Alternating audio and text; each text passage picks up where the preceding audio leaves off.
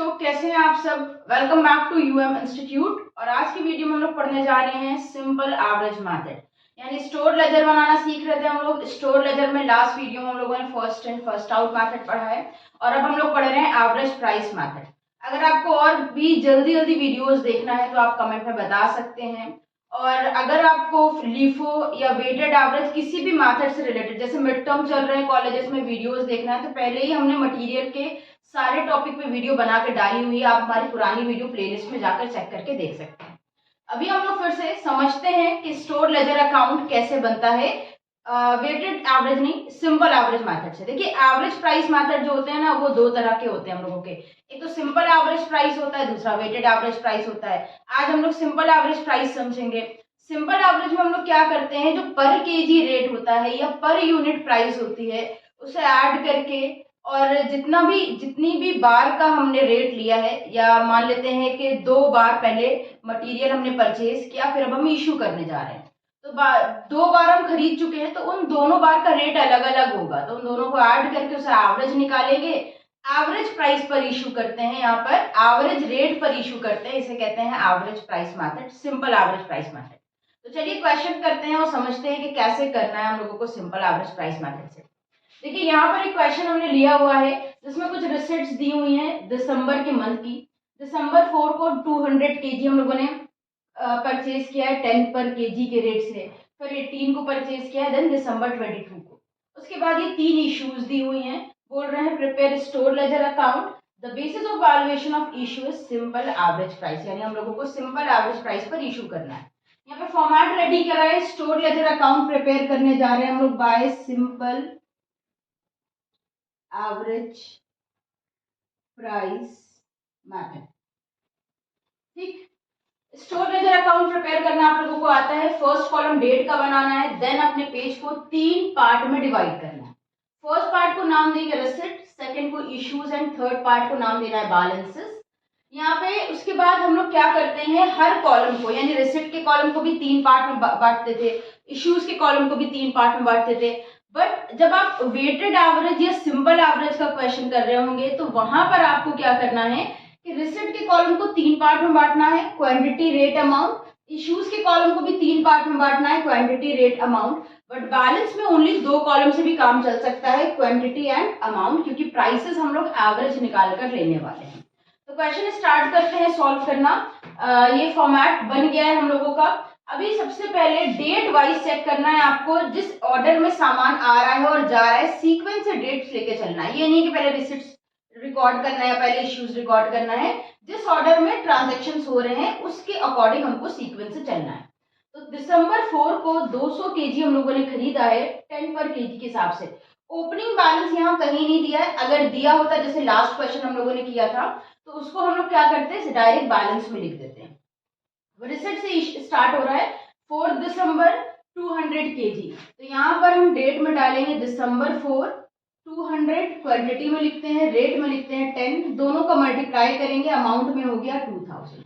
जितना खरीदा है उसे उठाकर बैलेंस में लिख देंगे, 200 लिखेंगे क्वांटिटी के कॉलम में और 2000 लिखेंगे अमाउंट के कॉलम में।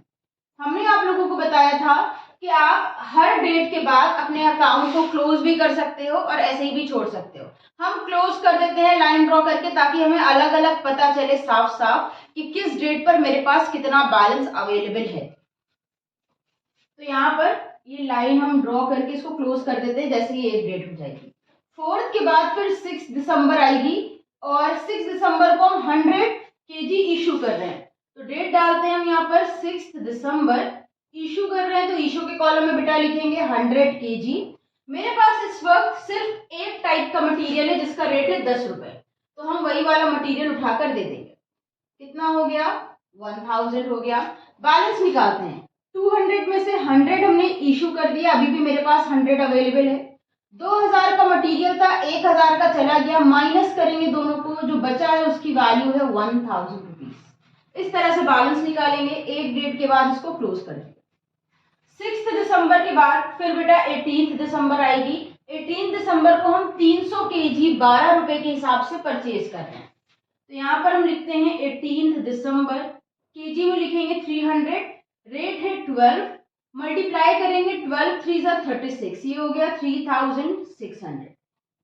अब इसे बैलेंस में कैसे नोट करेंगे? बैलेंस में हम क्वांटिटी और अमाउंट्स को प्लस कर देंगे। तो क्वांटिटी देखिए मेरे पास 100 केजी अवेलेबल था, 300 और खरीदा, दोनों को ऐड किया, टोटल कितना हो गया 400। पहले वाली मटेरियल की अमाउंट थी 1000, अभी आया है 3600, दोनों को प्लस करा, कितना हो गया 4600। ये हमने इसको क्लोज कर दिया। 18 दिसंबर के बाद फिर 20 दिसंबर को हम 200 केजी इशू कर रहे हैं। तो इशू करना है हमें दिसंबर 20 इशू करना है, तो इशू के कॉलम में लिख देंगे कितना इशू कर रहे हैं 200 केजी। रेट क्या लेंगे? तो रेट लेने के लिए हमें ध्यान रखना है कि रेट का एवरेज निकालना है। मेरे पास यहाँ पर दो तरह का मटेरियल अवेलेबल है। कौन कौन सा मटेरियल अवेलेबल है? देखिए रिसिप्ट के कॉलम में चेक करते हैं हमने क्या क्या खरीदा है।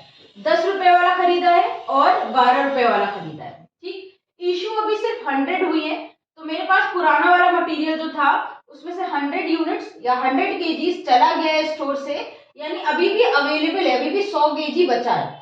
तो अगर बचा है तो आप ले लेंगे, और अगर आपको लग रहा है कि पूरा इशू हो चुका है तो वो वाला रेट मत लेना। तो यहाँ पर दो तरह का मटेरियल है 10 + 12। तो इसका एवरेज निकाल लेते हैं। देखिए यहाँ पर हम एवरेज निकाल कर दिखाते हैं। दिसंबर 20 को एवरेज निकाल रहे हैं हम लोग। हमने 10 रुपए वाला और 12 रुपए वाला ऐड करा, 2 से डिवाइड दे दिया। 10 + 12 ये हो जाएगा 22 डिवाइडेड बाय 2 11, यानी हमारा एवरेज प्राइस आ गया है 11 रुपीज। तो 20 दिसंबर को हम 11 रुपए के हिसाब से मटेरियल इशू करेंगे। ये हो गया मेरा एवरेज प्राइस 11। दोनों का मल्टीप्लाई करेंगे, ये आ गया 2200। अब बैलेंस कैसे निकालेंगे? माइनस करके निकालेंगे। लास्ट डेट पर 400 केजी था, 200 इशू कर दिया, माइनस कर दिया, अभी भी 200 बचा है।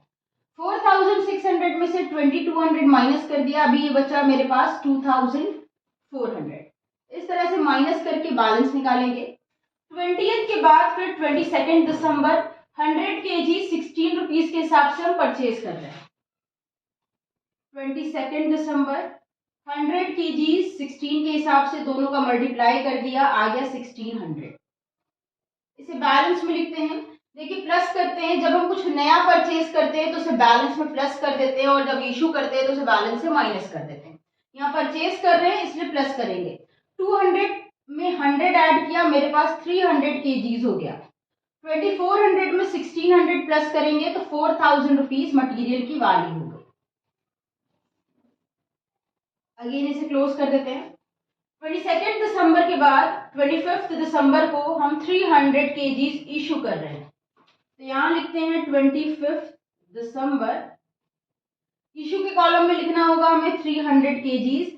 रेट कैलकुलेट करना है, तो रेट कैलकुलेट करने के लिए हम क्या करेंगे? एवरेज प्राइस निकालेंगे। दिसंबर 25 एवरेज कैसे निकालेंगे बेटा? हम देखेंगे हमने कितने टाइप का कितनी बार मटेरियल खरीदा है। तो देखिए 1 2 3 बार टोटल मटेरियल खरीदा है, और जो मेरा फर्स्ट वाला मटेरियल है वो 200 केजी था, और हम 300 केजी यानी जितना फर्स्ट वाला मटेरियल था उससे ज्यादा हम इशू कर चुके हैं। यानी फर्स्ट वाले मटेरियल को अगर आपने जितना था उससे ज्यादा इशू कर चुके हो तो ये मानना है कि वो आपका पूरा इशू हो चुका है, उसके रेट को नहीं लेना है। तो फर्स्ट वाला रेट हम यहाँ स्किप करते हैं, सेकेंड एंड थर्ड वाला ले लेंगे क्योंकि इसका मटेरियल अभी अवेलेबल है। तो सेकेंड है हमारे पास रेट 12 रुपए और थर्ड वाला है 16 रुपीज। दोनों को ऐड करके 2 से डिवाइड देंगे, क्योंकि दो टाइप का मटेरियल ले रहे हैं तो 2 से डिवाइड, 3 टाइप के रेट लोगे तो 3 से डिवाइड। ठीक, दोनों को प्लस करा, ये आ गया 28 डिवाइडेड बाय 2, एवरेज आ जाएगा 14। तो 14 रुपीज हमने एवरेज निकाल लिया है। यहाँ पर हम मल्टीप्लाई करते हैं, ये आ गया 4200। इशू किया है तो माइनस कर देते हैं, 300 में से 300 पूरा इशू हो गया है, अब मेरे पास मटेरियल नहीं बचा। तो यहाँ प्राइस में भी कुछ नहीं लिखना है। अब आप लोगों को लग रहा होगा कि यार ये तो प्राइस में डिफरेंस आ रहे हैं, तो प्राइस में डिफरेंस क्यों आ रहे हैं हमें ये भी ध्यान रखना होगा। देखिए यहाँ हमारा इशू है 4200 का, जबकि जो मटेरियल अवेलेबल था उसकी वैल्यू क्या थी 4000। तो ऐसा कहा जाता है, बहुत सारे ऑथर्स ऐसा कहते हैं बुक के, कि ये इसका एक ड्रॉबैक है इस मेथड का, सिंपल एवरेज मेथड का, कि इसमें जो कॉस्ट ऑफ परचेज होती है, हमने परचेज किया लगभग 4000 रुपए का और इशू शो कर रहा है 4200, तो दोनों में जो 200 रुपए का डिफरेंस आ रहा है, इस तरह से लगभग हर क्वेश्चन में डिफरेंस आता है अगर आप सिंपल एवरेज से सॉल्व कर रहे हो, तो उसका कोई इशू नहीं, कुछ नहीं करना है। ये इस मेथड की ड्रॉबैक है। क्लोजिंग स्टॉक की वैल्यू पूछी जाती है क्वेश्चन में, तो वो आप लिख देंगे यहाँ पर, वैल्यू ऑफ क्लोजिंग स्टॉक कितना होगा। यहाँ पर देखिए मेरे पास क्लोजिंग डेट पे लास्ट डेट जो थी क्वेश्चन की, उसमें कोई भी मटेरियल नहीं बचा, तो क्लोजिंग स्टॉक की वैल्यू आप लिख देंगे निल। ये हो गया आपका आंसर। ठीक है, तो उम्मीद है आज की वीडियो आपको समझ में आई होगी। छोटी सी वीडियो थी, सिंपल एवरेज मेथड हम लोगों ने समझा है। अगर आपको वीडियो पसंद आई है तो लाइक करिएगा और अपने सभी फ्रेंड्स के साथ शेयर करिएगा। चैनल को सब्सक्राइब नहीं किया है तो सब्सक्राइब कर दिए, इंस्टा पे फॉलो नहीं किया तो फॉलो कर लीजिए। फिर मिलते हैं एक नई वीडियो के साथ। हमारे साथ जुड़े रहने के लिए और वीडियोस को देखते रहने के लिए थैंक यू।